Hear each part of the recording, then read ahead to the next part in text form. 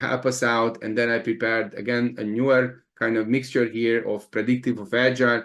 Remember, understanding the keywords is half success for the exam. So we already have people raising their hands. So Mr. Iftikhar, hope I pronounced it correctly. Can you give me one predictive and one agile, please? Sorry, I was raising hand, not for the your activity, but Really? it's my first. Yeah, sorry, I. So, all right, sorry, go ahead. Go ahead with the question quickly then. Sorry, I'm the one who posted a question earlier. So this is my first session here. I noticed I found you through through Facebook or through LinkedIn. You okay? Yeah. Yes. So can you hear me first? Absolutely. Please take your question. Okay. So I've been working as a lead BA and project manager for a while, and recently I thought, all right, let's just do the PMP. So I submitted my application, they accepted it. So now, I don't know how to go about passing this exam. So that's where I need your help. Perfect. Please use the link which I'm going to put into the chat so we can have a quick discussion on that. Use the schedule. You can book a call and we can talk about that. Okay? Okay, brilliant. Yeah, thank you. But since you were the first one, can you help me to find this clue here? So one agile, one predictive. So for example, stakeholder register, what do you think? That's an agile term or a waterfall term? Sorry, could you ask again? So this, if you see the screen, I have a little drag and drop here. And on the top, I have the phrase called stakeholder register. Now, according to your understanding, is this a predictive term or an agile term? Stakeholder register. Yes. Yeah, that is a standard terminology, not an agile. So yes, predictive. Okay. Very well done, Itika. That's a predictive term. Remember that we don't have a stakeholder register on Agile. So that is something which you can also put into the back for further clarification later on. But thank you very much for speaking up for this one. All right. That's okay. I have worked with Agile teams, so I know a bit about stuff. Yep. Good. That can be your advantage looking forward. All right. So the next one up here, I think, Enke, I hope I pronounced it correctly. You up to next? Yeah, the daily status meeting is maybe predictive. Daily status meeting. Okay. Can you do another one agile as well? Requirements traceability is also predictive. No. I mean, can you do an agile, please? Agile, sprint backlog. Sprint backlog. Okay, very well done. Thank you very much for that. Now, the extra learning here is that please make sure you pay attention to the details. So daily status meeting, that is always going to be voted for because we're going to decide that when we are going to have it is not mandatory.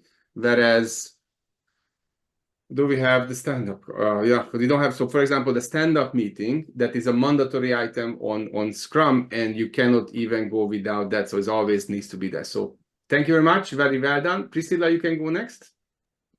Sure. I'll go with another agile, the daily Scrum. The daily Scrum, perfect. And then can you do another predictive as well? Sure. The requirement traceability. Very well done. Now, quick question to you: that do we have anything requirements related or requirements measuring on Agile, or do we tracing requirements on Agile? What do you think? Hi everyone, can I answer that one quickly? Go ahead. Priscilla, you are okay? Or yes, I'm okay. Go ahead. Okay. Yeah, so I think part of requirement traceability actually happens within your backlog as well. Is that correct?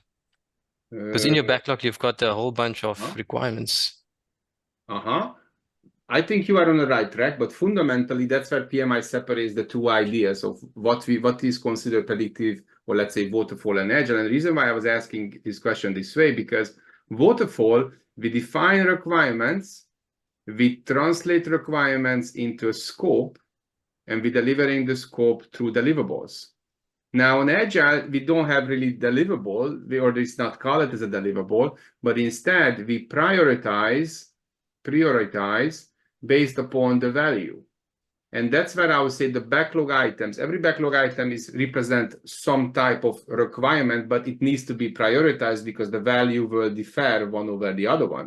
Because whereas on waterfall is all, you know, how are we going to deliver exactly what is expected, but is not filtered out in that sense, what's value, what is not value, because everything is expected to, you know, generate value. Whereas on Agile, we're simply filtering everything through value. Does that make sense?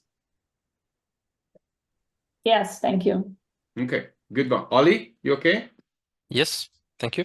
Perfecto. All right, so there were a couple of hands raised before, and I think Prachi, you were one, if I'm not mistaken. You still there? You would like to take a turn? Sure, I can try, Gabor. Okay. So I can pull predictive for risk audit. Okay, very good. For agile, I can take product goal. Very well Confidential. done. Good job there. Thank you very much. And I think I think I see Torge who just joined, and he also raised his hand. Is that still the case, Mr. Torge? Not really. I'm driving. Sorry. Need to ask Oh, no, somebody no, else. in that case, you need to go back to the, you know, holding the Can I help out? steering wheel. Yes, you can. Yeah, good. Thank you. Please. Yes. Thank you. It says SMEs, subject matter experts. Yeah. Uh-oh. Uh-oh. That'll be agile. Sorry, that'll be predictive. Aha. So why the SME will be predictive and why the expert will be an agile? I'm waiting for you to give me the response. All Because right, in all right, all right. predictive, I know of subject matter experts, Mhm. you know, that we project manager relates to them, but experts never heard of it Right. before. Yeah.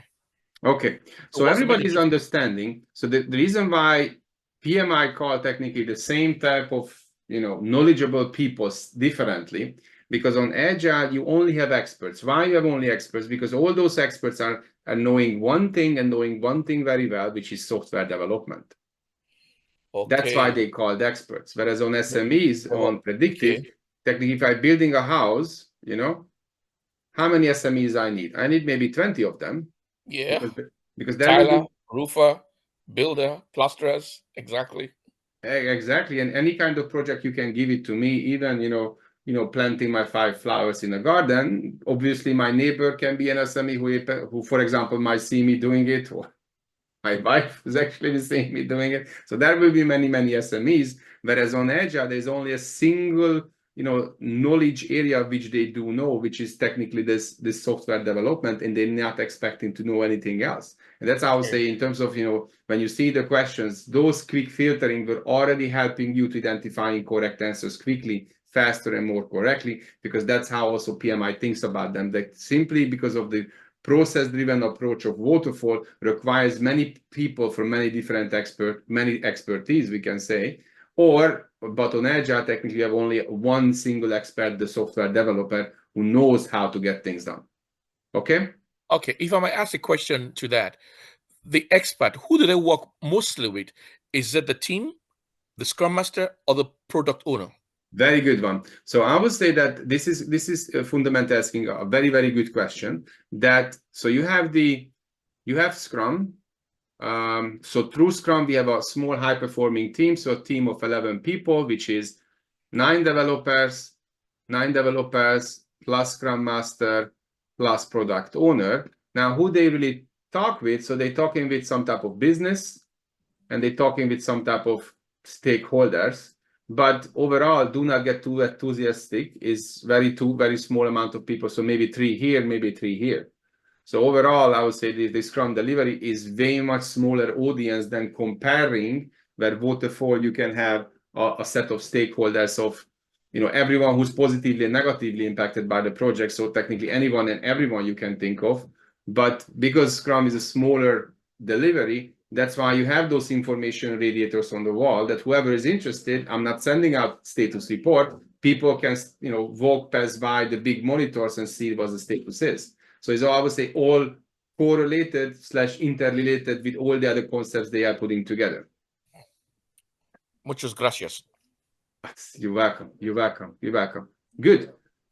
Excellent. Thank you guys for helping with this one. One question. Yes, Jim? But the Scrum Master isn't necessarily an SME. A Scrum Master is a facilitator for the group. Jim, that's a very good point. So the Scrum Master expertise is removing obstacles, you know? So, I mean, in that case, I mean, they're there to enable the group to get things done. They're not necessarily an SME, well, an expert in the agile world. Well, no, on an agile world, so the Scrum Master will definitely knows the difference between waterfall agile, the values and principles, but the guy will not necessarily be a software developer. I fully agree with that. But again, his only knowledge is that how to manage the team, what is his role, what the product owner is doing, and that's the only thing he or she will do very well. If you look at, typically, unless something's changed, agile is generally related to software or the software development life cycle from a test perspective. So the Scrum Master isn't necessarily a software expert. That's correct, but he or she have to have some level of understanding. Yes. Okay, that's a good point. Good point. Good question. Thank you very much, Jim. All right.